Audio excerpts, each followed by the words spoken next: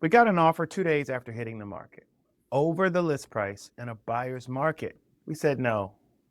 Now, before you think we've lost our mind, stick with me, because by the end of this video, you'll know exactly why we turned down the offer and why it was the smartest move we made, and how we ended up at the closing table with a cleaner deal, a happier client, and not a single dollar in seller concessions. Here's what else you're going to learn in this video: how we competed against a fully renovated home directly across the street, and we won. How we sold a home in its original condition for over list price when every buyer in this market was getting closing cost help from sellers.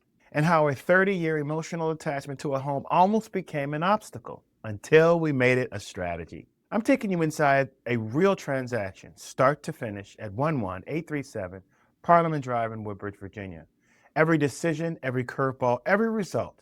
If you're thinking about selling, or if you're trying to sell and buy at the same time, there's something in this case study that will change how you approach the process. Don't skip ahead. The part most people miss is in the middle, and it's the part that made all the difference. So let's get into it. I introduce you to the Colonel. Let me introduce you to my client. I'm going to call him the Colonel. He actually was one, but he also did carry himself like one, and honestly, he probably just loved me introducing him as the Colonel. The Colonel lived in his home over 30 years. He'd raised his family there, watched his kids grow up, graduate, move out, and come back for holidays. This house wasn't just a property to him, it was a living archive of his life. When he sat down at our listing appointment, I want you to picture this. I came in with my market analysis, my pricing strategy, my comparable sales data, ready to talk business. The Colonel came in ready to talk memories. For the first 45 minutes, we talked about his family, the kids, the backyard, the neighbors, the holidays, and you know what? I enjoyed it. This was not just a transaction for the Colonel, it was emotional. With this new information and a lot of listening, I learned I had to find a family that was interested in creating the love and memories the Colonel and his home had experienced in 30 years of raising family and living in a home. Isn't that what every buyer wants when they buy a home? Here's something worth knowing if you're preparing to downsize. What the Colonel was experiencing is not unusual. It's not weakness. It's psychology. Research consistently shows that our homes are among the most emotionally loaded assets we own.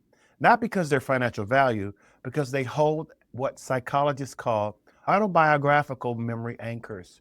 Your brain was tied to major life events, to major spaces where they've happened. Listening to just a real estate transaction, it feels leaving part of yourself behind. And here's the truth the Colonel came to understand, and the truth I want you to hear if you're in a similar place. The memories don't live in the house, they live in you.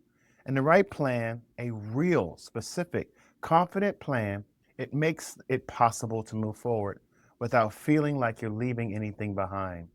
That's what we build together. The market and the competition. Let's talk about the environment we're working in, because context matters enormously when you're deciding on a strategy to sell a home. It was summer in the DMV, and if you know this market, you know that the summer brings a specific dynamic. Families trying to get settled before school starts, inventory moving, but buyers with a little more leverage than usual. At the time of this listing, buyers in our area were regularly negotiating closing cost concessions from sellers. That was just expected.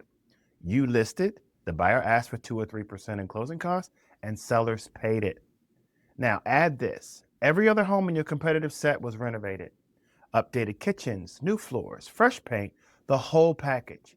And directly across the street from our listing, a fully renovated home, also on the market, looking sharp, priced accordingly. The Colonel's home was in its original condition, original everything, original finishes, original layout, original everything. On paper, that looks like a problem. But I want to reframe that for you, because it wasn't a problem. It was a positioning opportunity. I just had to find the right angle. Every renovated home was selling someone else's taste. Buyers were going to walk in and see someone else's cabinet choices, someone else's countertops, someone else's idea of what a kitchen should look like. But a buyer walked into the Colonel's home, they saw a blank canvas. They saw potential, an unfinished basement, which in other listings might be buried at the bottom of the feature sheet, but became our headline. Okay, here's the strategy. So here's exactly what we did. First, we waited until the Colonel had moved out. That was intentional. Trying to sell a home while someone is still living in it and emotionally attached to it is hard for everyone.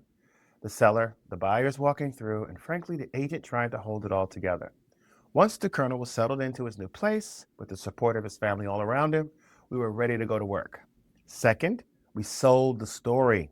Every piece of marketing copy I wrote for this home led with legacy, with family, with the life that had been built inside these walls. I wasn't selling square footage. I wasn't selling finishes. I was selling the idea that a family could come in and make this home theirs, build their own memories on the foundation of 30 years of someone else's. That is a compelling emotional narrative, and buyers respond to emotional narratives. Third, we leaned hard into the basement. The unfinished basement was our expansion story. Want a home theater? Build it. A home gym? It's yours. A playroom, a home office, an in-law suite. The potential was all right there, unobstructed, ready for whoever walked through the door. We made the unfinished space feel like a gift, not a gap. Professional photography, compelling online copy, and the open house was scheduled for the first Saturday on the market. That was the plan. Part 4, the complication. 2 days after hitting the market, we got an offer, over list price in a buyer's market. I want you to understand how unusual that is. That almost never happens when buyers have leverage. So we were celebrating, right? Well, not quite. The offer came in with a home sale contingency, meaning the buyer needed to sell their current home before they could buy ours. That alone isn't automatically a deal breaker, but here's where it got interesting. The buyer's home wasn't even on the market yet. It hadn't been listed.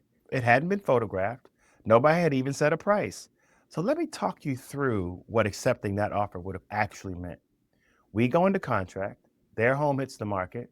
Maybe it gets a buyer quickly, maybe it sits. Maybe the buyer's financing hits a snag, or maybe the inspection on their home kills the deal.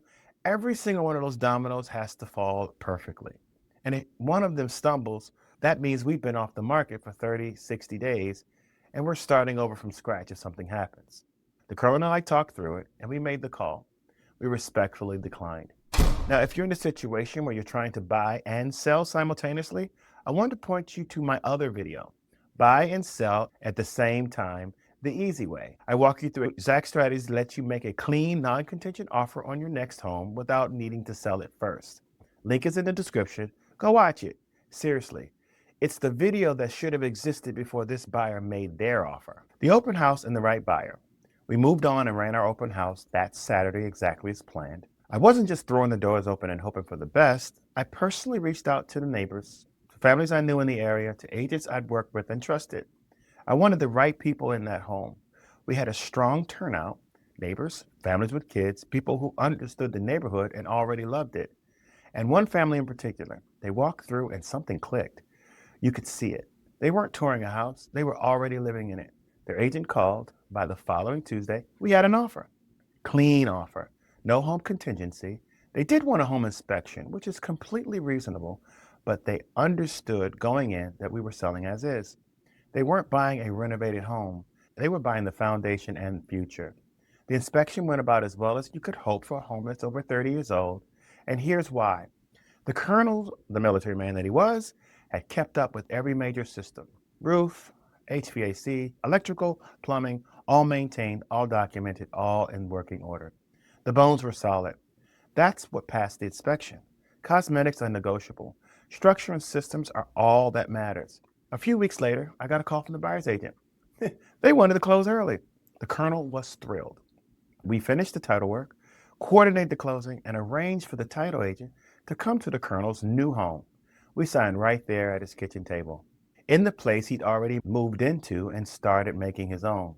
That's how you close a chapter and open a new one at the same time. Here's what this case study proves. The condition of your home is not your biggest variable. Your strategy is.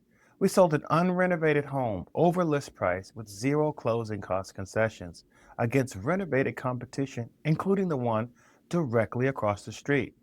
Because we got the story right, priced it correctly. We were disciplined enough to say no to the wrong offer so the right one could come through. If you're thinking about selling, whether you're downsizing like the colonel, right-sizing, relocating, or just ready for a change, let's build your plan. The first conversation is free, no obligation, and it might be the most valuable one you have this year. My contact information is in the description. If you're selling and buying at the same time, please, before you do anything else, go watch the other video on buying before you sell. It will change how you think about the whole process and save you from the exact situation that cost that first buyer their offer on this home. Like this video if you think the case study format was helpful. Thanks again for watching, and I'll see you on the next one.